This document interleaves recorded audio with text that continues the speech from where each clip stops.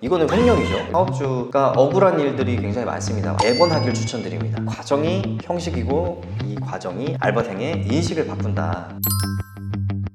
이제 표준 근로계약서를 보통은 사용하실 거예요. 많은 사장님들이 인터넷에 표준 근로계약서가 많이 나와 있기 때문에 근로계약서에 적혀있는 내용들만 적어서 근로시간, 근로일, 그리고 급여 얼마 해가지고 이제 사인을 시킨단 말이죠. 근데 그거 말고도 여러 가지 뭐 더 추가로 기재해야 되는 것들에 대해서 조금 제가 얘기해 드릴게요. 일단 기본적인 근로일과 시간 기재 외에는 이것도 추가로 작성하시면 돼요. 그러니까 저희가 파트타이머고 근무 스케줄에 따라 근무일과 시간이 변경될 수 있다라는 항목을 추가하시면 좋을 것 같고, 그리고 수습기간 얘기를 좀 넣어주면 좋아요. 수습기간은 근로기준법에서 3개월까지 가능합니다. 그래서 3개월로 적용이 되고 수습기간 동안에는 90%의 급여를 지급한다. 그리고 이제 수습기간 중에 미숙련하거나 아니면 부적격한 업무 수행, 이런 기타 사유 등으로 채용이 부적합하다고 판단이 되면 이제 근무계약을 해지할 수 있다. 이런 항목을 넣어주면 좋죠. 그래서 근무한 일수에 대해서만 우리가 책임을 진다. 근데 이제 여기서 주의할 점은 이 3개월 수습기간을 우리가 적용하려면 근로계약을 보통은 뭐 4월 1일 날 근로를 시작하고 그 후에는 이 마지막 계약 종료일을 안 적는 경우가 많거든요. 근데 1년 단위로 항상 적어주셔야 돼요. 근로계약을 1년 단위로 꼭 하셔야 수습기간을 적용할 수가 있습니다. 주의하셔야 되고, 그리고 휴게시간 고지를 당연히 해줘야겠죠. 근로자의 권리이기 때문에 4시간 일한 사람에게는 30분 휴게시간을 제공하고 8시간 일한 사람에게는 1시간 휴게시간을 제공한다 라고 고지도 해주고요.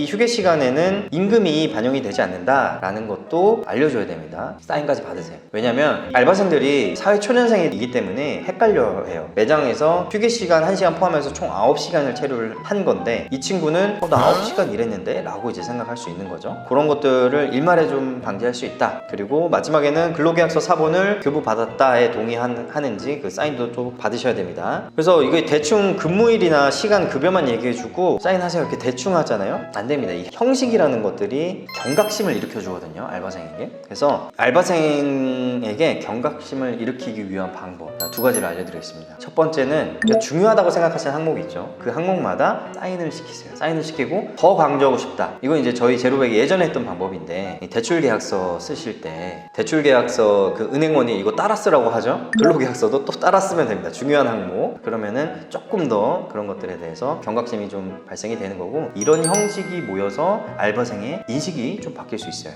제로백은 예전에는 했지만 지금은 하지 않는 이유가, 저희는 이제 동영상 교육을 이제 활용을 하거든요. 그걸로 계속 인지시켜주는 과정이 있기 때문에 근로계약서 쓸 때 이 과정은 이제 생략을 해도 되는 거죠. 자, 그리고 근로계약서 외에 저희가 같이 인지시켜주고 사인 받아야 되는 그런 별지들에 대해서 추가를 또 해주시면 되는데, 취업 규칙이 있겠죠. 저희 같은 경우에는 업무와 관련 없는 휴대폰, 무선 이어폰 이런 것들을 사용하지 않는다. 근무 시간 중에 손님 좌석에 착석을 한다거나 근무지를 이탈하는 행동을 하지 않는다. 매장 내 상품, 쿠폰 시간 등을 결제 없이 이용하지 않는다. 이거는 횡령이죠. 그리고 근무자 부주의로 인한 도난, 파손이 생겼을 때는 이를 변제한다. 이에 해당하는 절도, 횡령 등의 행위를 한 경우에는 민형사상 책임을 지며 발생한 손해액의 10배를 책임을 진다. 그렇게 하고 또 사인을 다 받는 거죠. 하나하나 읽어보게 하고. 과정이 형식이고 이 과정이 알바생의 인식을 바꾼다. 그리고 해고 관련한 것도 한 번 더 인지를 시켜줍니다. 이거는 이제 만들기 나름이에요. 저희 같은 경우는 해고 관련해서 1개월 이내에 지각 및 조퇴가 3회 이상이거나 무단 결근이 1회 이상일 경우에는 우리가 해고할 수 있다. 결근해야 될 사유가 있는 경우에는 최소 7일 전에는 얘기해야 된다. 이를 지키지 않으면 무단 결근으로 간주하여 해고할 수 있다.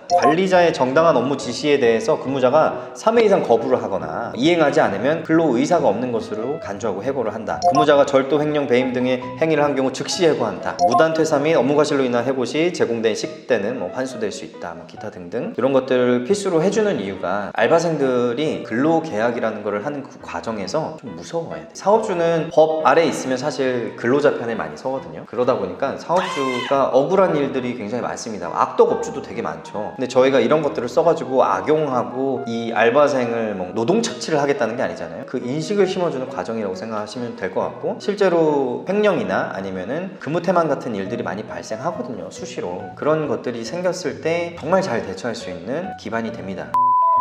그리고 저희는 이제 필수 법정 의무 교육들이 있어요. 성희롱 예방 교육, 개인정보 보호 교육, 직장 내 장애인 인식 개선 교육이라고 이제 3가지가 있는데, 이런 것들을 근로계약서 쓸 때 저희가 중요한 부분 우리 프린트홈을 보여주면서 이제 인지시켜주고 교육해주고 사인까지 받습니다. 근데 이 교육들은 참고로 1년에 한 번만 하시면 돼요. 4월 1일 날 교육을 전체적으로 해줬어요. 그리고 나서 5월 1일 날 새로운 근무자가 온 거죠. 그럼 그 근무자한테 또 해줘야 되냐? 안 해줘도 된대요. 담당자의 말에 의하면 그건 이제 사업주가 1년에 한 번만 하는 의무이기 때문에 교육을 하지 않아서 생기는 법적 책임은 지지 않아도 되는데, 매번 하길 추천드립니다. 매번 꼭 하셔야 되고, 제가 매번 하길 추천한 이유는 아까 계속 얘기한 그 형식이에요. 이런 것들을 통해서 뭔가 여기는 빡세구나, 여기는 뭔가 FM이구나, 이런 인식을 심어주는 과정, 이게 이제 사장님의 역할, 이 관리자의 역할입니다. 그리고 가장 많이 실수하는 것들을 하나 제가 소개해드리면, 보통 교육 근무를 저희는 하죠. 그러니까 알바생 처음 뽑아가지고 첫 출근을 했는데 알바생이 힘들어가지고 많은 경우가 저 오늘 못하겠습니다, 다음부터 못 나올 것 같아요, 이렇게 대놓고 얘기를 잘 못해요. 그냥 오늘은 내일 또 나올 것처럼 하고 들어갔다가 그러면서 문자로 통보하거든요. 근데 첫날 근로계약서를 안 썼다 그러면 돈 보내주고 말자 이렇게 하는 경우가 많은데, 그러시면 안 됩니다. 그러니까 3시간만 근무하는 알바생에게도 근로계약서를 꼭 쓰셔야 돼요. 만약에 근로계약서를 쓰지 않았을 때 돈은 받아갔지만 그 알바생이 감정이 있어가지고 신고를 한다 그러면 근로계약서 미작성으로 이제 신고가 되는 거죠. 그러면은 사업주에게 또 피해가 가기 때문에 근로계약서는 무조건 1시간을 스쳐 지나가도 무조건 쓴다라는 그 기준을 가지고 운영을 하시면 좋습니다. 그러면 충분한 답변이 되었길 바라면서요, 오늘 영상 이렇게 마치겠습니다. 감사합니다.